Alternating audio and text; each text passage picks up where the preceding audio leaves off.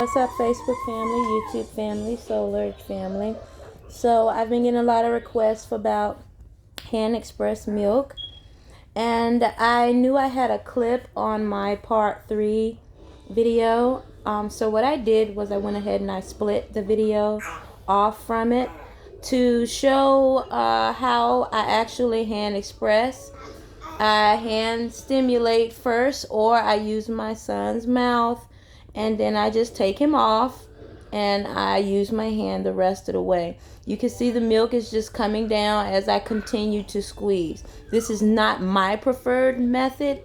I usually use my son mouth, or I use a pump. I hope this is helpful, guys. Peace.